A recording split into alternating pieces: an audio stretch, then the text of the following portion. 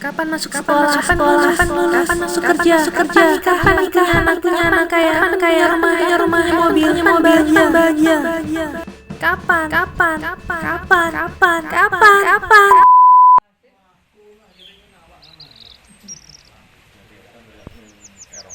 Kamu pasti juga setuju dong kalau hidup kita ini dipenuhi dengan pertanyaan kapan?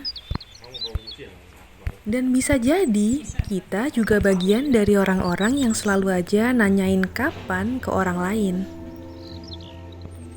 Oh iya, pertanyaan kapan di sini konteksnya untuk fase besar dan peristiwa di luar kendali yang terjadi dalam hidup seseorang ya. Jadi bukan nanyain soal jadwal orang lain kayak kapan mandi, kapan berangkat kerja. Yang mana pertanyaan kapan tersebut bisa dijawab dengan mudah. Beda dengan pertanyaan kapan yang akan kita bahas ini. Jujur aja deh, seringkali kita juga pasti nanya ke diri sendiri, kok aku gini-gini aja sih? Kapan ya bisa begini? Kapan bisa begitu? Kapan bisa kayak si ini? Kapan bisa kayak si Ono? Terus ujung-ujungnya kita stres sendiri karena nggak mendapat jawaban. Kalau kata Mbak Nadine Amizah, seperti takdir kita yang tulis. Iya, kita selalu bertanya tentang kapan,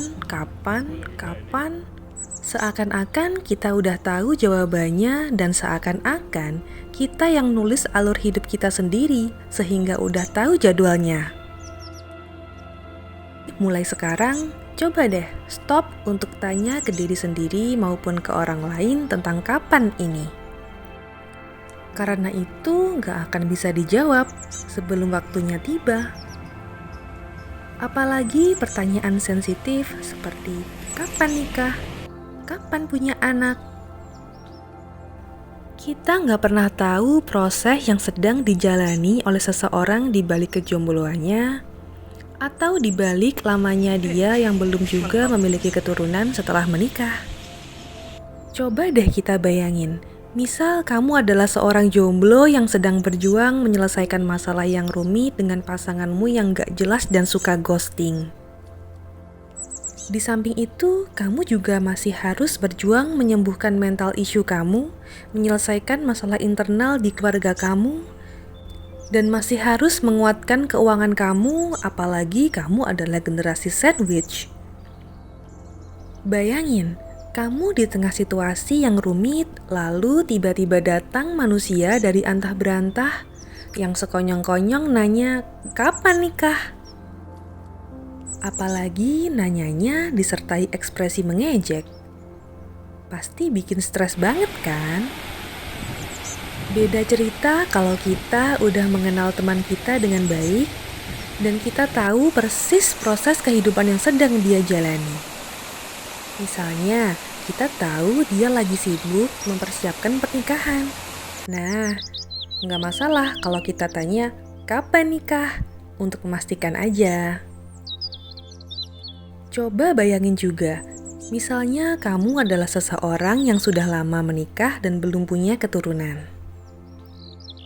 Misal, kamu masih berjuang keras menyembuhkan PCOS dan kista.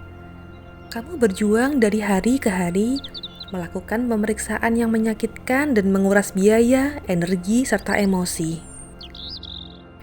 Lalu, tiba-tiba datanglah manusia entah dari mana dan bertanya, kapan punya anak? Bisa nggak sih bikinnya? Kurang pinter nih. Bukankah itu sangat menyakitkan sekali? Jadi, bagi teman-teman yang mendengarkan ini, ayo mulai detik ini kita hentikan kebiasaan buruk tersebut dan kita mulai untuk belajar menghargai proses kehidupan yang dijalani orang lain. Jika ingin bertanya, maka bertanyalah dengan santun dan bantu dia jika memang dia membutuhkan bantuan kita. Kalau nggak bisa bantu apa-apa, cuma ingin bertanya lalu nyinyir alias julid, lebih baik kita diam dan mendoakan dia agar Allah meringankan bebannya serta memberikan yang terbaik untuknya. Aku, sebagai penganut pola pikir slow living, sangat menikmati setiap detil proses kehidupan yang aku jalani. Bagi kamu yang memiliki pola pikir yang sama denganku, pasti kita sepakat dong kalau moto kita adalah lebih tepat, lebih baik, bukan lebih cepat, lebih baik. Aku termasuk orang yang sangat mengutamakan kualitas dibanding kuantitas. Menurutku, sesuatu yang dicapai secara buru-buru dan nggak dinikmati prosesnya hanya akan menghasilkan kuantitas yang kita inginkan, namun tidak menghasilkan kualitas terbaik yang kita butuhkan. Aku pribadi pernah mengalami hal buruk beberapa waktu lalu berkaitan dengan hal itu. Akibat terlalu terburu-buru dalam memutuskan sesuatu, kisah yang harusnya jadi bahagiaku malah berakhir bencana. Saat itu aku sama sekali nggak menikmati proses. Bahkan aku mengenyampingkan intuisi burukku dan selalu berusaha mengelaknya. Aku cuma fokus menuruti bombongan dan tekanan dari lingkungan sekitarku, baik di lingkungan rumah maupun lingkungan kerja, tanpa mempedulikan kebutuhanku sendiri. Aku kehilangan fokus ke diriku sendiri karena terlalu sibuk ngebandingin diri dengan orang lain. Waktu itu aku pengen banget mencapai sesuatu seperti yang dicapai oleh orang-orang lain seusiaku. Aku terlalu memaksakan diri dan ngebohongin diri aku sendiri, dan ternyata akibatnya sangat fatal. Dari tragedi itu, aku banyak belajar bahwa intuisi buruk yang kita rasakan dalam berproses itu bisa saja petunjuk atau sinyal yang Allah berikan pada kita. Namun dari tragedi itu pula, aku akhirnya sadar bahwa tujuan Allah mematahkan hatiku adalah untuk menyelamatkanku dari hal yang jauh lebih buruk, yang mana kalau diterusin justru bikin hidup aku hancur dan semakin jauh dari Allah. Allah itu maha baik, Allah itu maha penyayang. Maka dalam berproses kita harus menikmatinya secara sadar dan memperkuat komunikasi kita dengan Allah Subhanahu wa Ta'ala. Jangan pernah bosan untuk berdoa dan selalu minta petunjuk ke Allah, supaya Allah membimbing kita ke jalan terbaik dan menyelamatkan kita dari kerugian. Jadi, dalam penantian kita untuk mendapat jawaban dari pertanyaan kapan, kita tuh nggak cuma nunggu dengan kosong. Ketika kita mindful dan terus mendekatkan diri ke Allah selama masa penantian, insya Allah masa penantian kita akan menjadi pahala dan berkah, serta membawa kita ke kebaikan yang berlebih-lebih, bahkan jauh melebihi apa yang kita harapkan dan nantikan. Buang jauh-jauh kekhawatiran yang menghantui pikiran kita. Kita nggak perlu takut dan bertanya-tanya, besok aku gimana ya? Aku bisa bahagia nggak ya? Nggak usah bikin stres diri sendiri. Nggak usah mempertanyakan sesuatu yang kita sendiri bahkan nggak bisa jawab. Serahin semua sama Allah.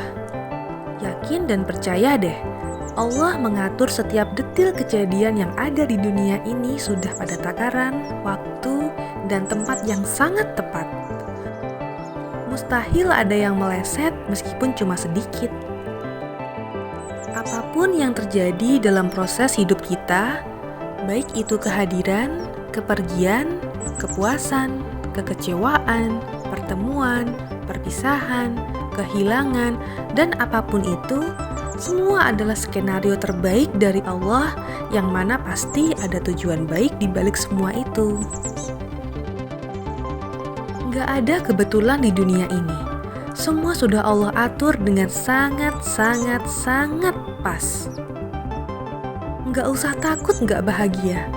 Karena selama kita melibatkan Allah di setiap detil dan sekecil apapun proses kehidupan kita, disitulah letak kebahagiaan yang hakiki. Dalam penantian kita yang panjang banget, biasanya Allah akan kasih banyak sekali kebaikan-kebaikan. Allah Subhanahu wa Ta'ala ingin membuat kita dewasa dulu sebelum kita mengemban peran yang kita impikan. Allah tahu bahwa kita sebenarnya belum benar-benar siap menjadi apa yang kita impi-impikan itu. Maka dari itu, Allah tunda sampai kita benar-benar pantas. Allah Maha Tahu atas segala yang terbaik buat kita. Jadi, kita jangan sok tahu ya.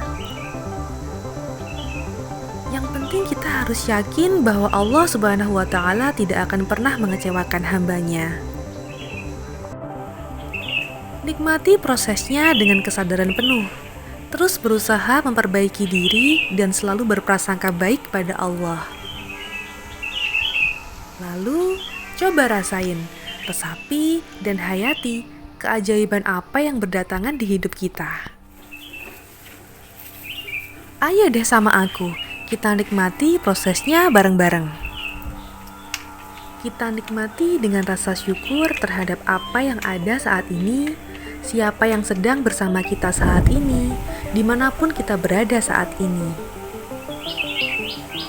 Bumi itu terlalu indah untuk kita bermuram durja. Jadi, ayolah kita berbahagia. Let it flow, take it slow. Percaya deh, hidup kita yang sebelumnya suram dan sumpek karena pertanyaan kapan, pelan-pelan pasti berubah jadi kehidupan yang menyenangkan dan penuh kebahagiaan. Tenang aja, jangan khawatir, kan ada Allah. Dan ada aku yang selalu nemenin kamu. Jadi, kalau ada yang nanya kapan, jawab aja kalau waktunya udah tepat.